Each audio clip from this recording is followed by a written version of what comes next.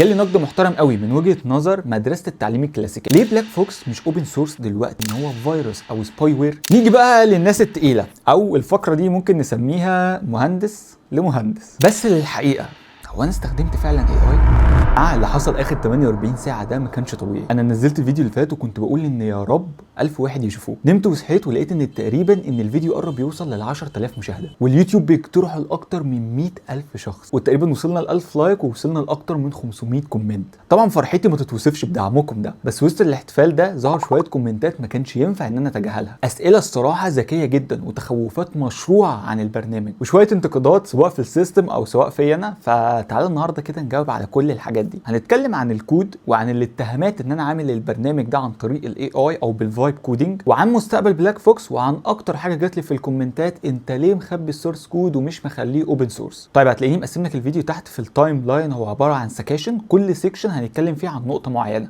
عشان لو في حاجه انت مهتم بيها تروح لها على طول. طيب نبدا باهم واخطر سؤال، والسؤال ده اللي اتكرر كتير جدا: ليه بلاك فوكس مش اوبن سورس دلوقتي؟ وهل ده معناه ان هو فيروس او سباي وير؟ بص يا صديقي المبرمج، انا مقدر جدا قلقك، وده وعي تقني انا فعلا بحترمه، بس خليني اوضح لك الصوره كامله. كوني ان انا قافل السورس كود حاليا هو ده مش خبث، هو بس ده شويه كسوف، يعني الكود لسه متلخبط، انا ما اقدرش ان انا انشره دلوقتي يعني علشان طبعا المشروع لسه في مرحله البيتا، فانا لو نشرته دلوقتي انا حرفيا هيتعمل عليا ميم. فانا لسه محتاج ان انا انضف الكود، محتاج ان انا اضيف فيه الفيتشرز، محتاج ان انا اعمل بيس تكون ثابته وبيس تكون اساسيه علشان بعد كده اي حد يقدر ان هو يبني عليها. فلو انا فتحته دلوقتي بالعكس ده حاجه هتضر اكتر ما هي هتفيد، عشان هتخلي اي حد يخش يشتغل على الاي دي اي هيكون متلخبط ومش فاهم الدنيا كلها. لكن ان شاء الله ان هي موجوده، ان انا بعد لما اوصل لمرحله معينه هو هيبقى اوبن سورس. طيب تاني حاجه وهي بخصوص الامان. البرنامج مبني بالكترون جي اس، يعني زي بالظبط في اس كود او زي ديسكو. البرنامج مش بيوصل لملفاتك الشخصيه او بيفتح الكاميرا او بيعمل اي عمليات مريبه في الخلفيه. التواصل الوحيد مع الانترنت بيكون مع سيرفرات جوجل فاير بيز عشان يخزن 3 حاجات: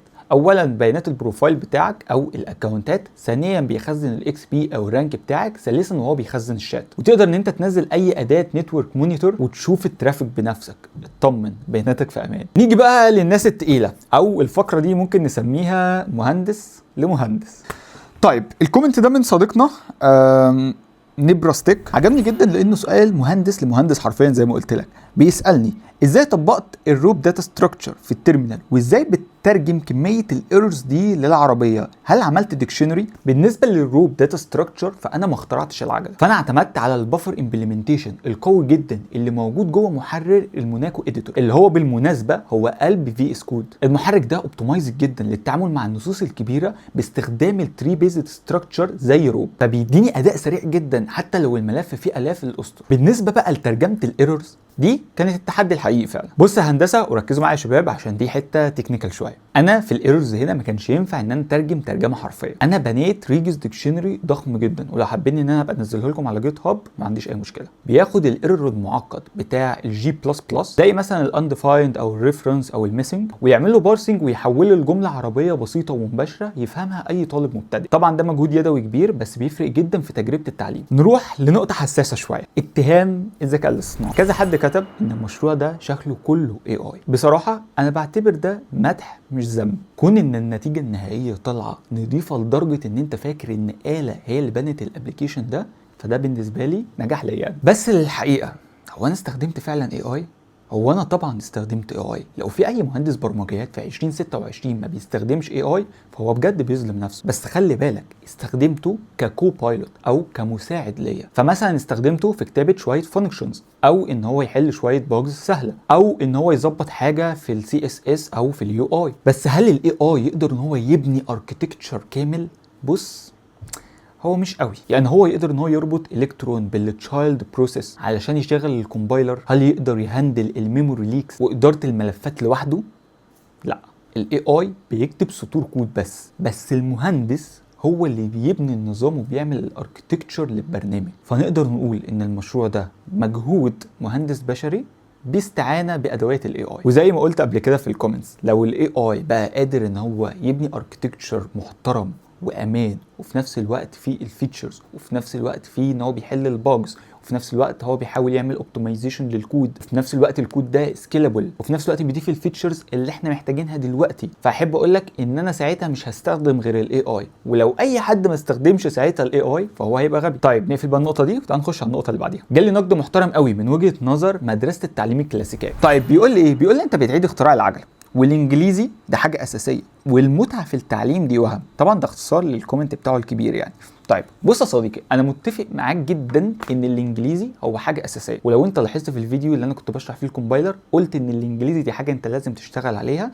بس حتى لو انت حاليا مش قادر انك تشتغل عليها، ده ما يمنعش ان انت تبدا تتعلم. وانا معاك ان لغه السي بلس بلس دي لغه عميقه وكبيره جدا، بس احنا مختلفين في نقطه واحده اللي هي نقطة البداية. انت بتكلم مبرمج محترف، وانا بكلم طالب لسه في سنة اولى بيقرأ حاجة اسمها شاشة الكونسول، وبسبب الايرورز وبسبب الموضوع بدايته بتبقى صعبة نصهم بيسيب المجال ويمشي. انا ما قلتلكش ان انا جاي انافس في اس كود، انا بنيت عجلة تدريب. والهدف من نظام النقط او الجوائز مش اننا نسطح العلم، الهدف هو الدوبامين اللي بيخلي الطالب يحل مسألة واثنين وعشرة من غير ما يزهق. وهقول لك على حاجة، لو العجلة دي هتخلي 1000 طالب ان هم يحبوا المجال بتاع البرمجة ويكملوا فيه، فاحب اقول لك ان انا فخور جدا بالعجله دي حتى لو معموله من القش. نيجي بقى لطلباتكم والمستقبل. نسخه لينكس دي هي حرفيا هي بالنسبه لي تقريبا جاهزه، بس انا بواجه مشكله بس في البيلد بتاعت لينكس على ويندوز، فانا بحاول احل المشاكل دي مش اكتر، علشان طبعا الكترون اصلا بيدعمها فمفيش مشكله. فاستنوا نسخه الاب ايمج قريب قوي ان شاء الله بعد الفيديو ده على طول. بالنسبه بقى لنسخه الموبايل فالموضوع صعب شويه، لان الموبايل مفيش عليه كومبايلر قوي زي الكمبيوتر، فعلشان اعملها يبقى لازم استخدم الكلاود كومبايلر، وده طبعا محتاج سيرفرات ومحتاج تكلفه، بس لو الدعم استمر كده عيون ليكم هنعملها ان شاء الله. طيب صديقنا كيو بي اكس داش كيو 4 ات بيقول لي اسم بلاك بوكس مش فني، غيره. والله بص، هو يعني تعال اقول لك بس بلاك بوكس ده ليه. اولا انا ما بين صحابي بيقولوا لي يا فوكس، فبلاك فوكس حاجه فيها بتعبر عني شويه، وكمان عشان الثعلب هو رمز للمكر والذكاء، والاسود طبعا عشان الدارك مود، فانا حاولت اجيب حاجه كده تكون شامله كل حاجه. بس هل ده معناه ان انا مش ديمقراطي؟ لا، لو عندكم اسم كويس ممكن في فيرجن 2 ان شاء الله نختار اسم مع بعض ويبقى هو اسم الكومبايلر بتاعنا.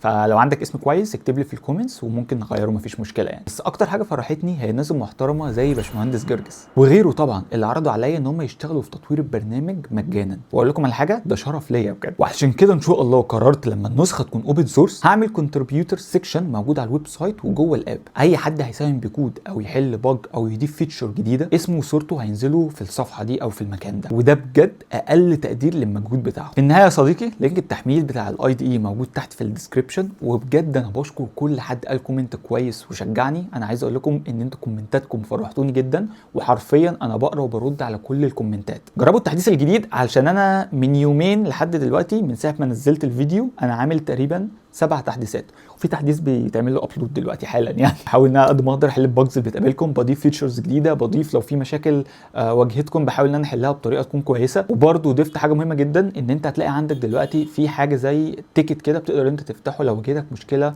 جوه الاب، يعني تقدر ان انت تبعتها لي على طول عشان مع بعض نحاول ان احنا نحسن ونطور من الاي دي اي ده. وضفت حركه سريعه قوي كده هقولها لكم الفيديو اللي جاي، وخلي بالك عشان الفيديوهات اللي جايه انا هشرح كل جزء في الاي دي اي انا عملته ازاي، وهنشرح ان شاء الله تكنيكال وعملي. اشوفكم الفيديو الجاي يا اشطر باشمهندسين في الوطن العربي. سلام.